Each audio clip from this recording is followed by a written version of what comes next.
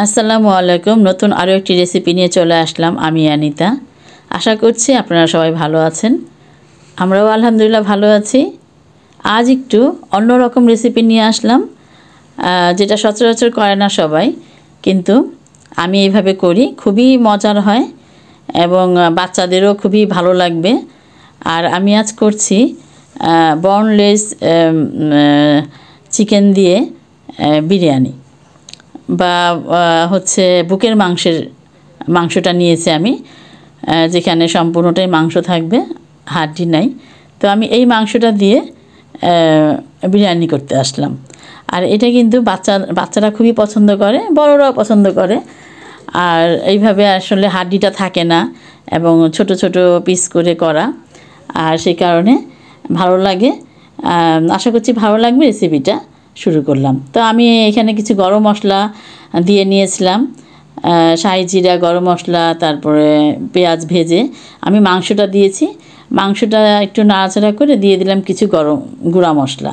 এখানে ছিল ধনিয়া গুঁড়া, জিরার গুঁড়া, মরিচের গুঁড়া, এবং দিয়েছি আমার বানানো একটা বিরিয়ানির মশলা বা গরম মশলা বলতে পারেন। তো দিয়ে আর লবণ দিয়েছি, অবশ্যই আদা রসুন। আর এখন দিয়ে দিলাম টক দই। এখন এটাকে কিন্তু তেলের মধ্যে খুব ভালোভাবে একটু নাড়াচাড়া করে নেব, কারণ বোনলেস যেহেতু মাংসটা, তো এটা কিন্তু গলতে একদম সময় লাগে না। আর হচ্ছে এই কারণে আমি এটাকে অনবরত নাড়া দিয়ে নিলাম অনেকক্ষণ। তো অনেকক্ষণ নাড়া দিলে একটু ভাজা ভাজা ক্রিস্পিও আসবে, আর হচ্ছে এটা আর কি সিদ্ধও হয়ে যায়, হতেও সময় লাগে না।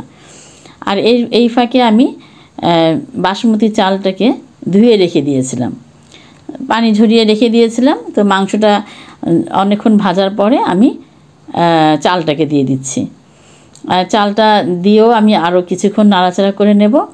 এতে করে চালটাও একটু ভাজা হলে পোলাওটার কিন্তু সুন্দর সেন্ট আসে, একটা পোলাও চালের ফ্লেভারটা খুব ভালো আসে। আর অবশ্যই আমাকে কিন্তু গরম পানি দিতে হবে। এটা হচ্ছে পোলাও চাল রান্নার একটা ট্রিক্স। আর চালের ডাবল পানি, চালের সবসময় ডাবল পানি দিতে হবে। আমি কিন্তু ডাবলের চেয়ে একটু কম দেওয়ার চেষ্টা করি, এতে করে আর অনেক সুন্দর বেশি ঝরঝরা হয় আর কি।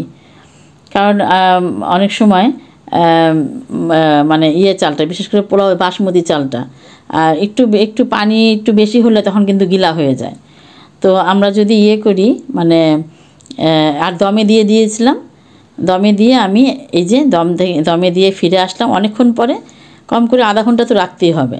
আর দমের পরে এই দেখে নিয়েছে, দেখতে পাচ্ছ কেমন ঝরঝরা হয়ে গিয়েছে, একদম ঝটপট হয়ে যায় এই পোলাওটা।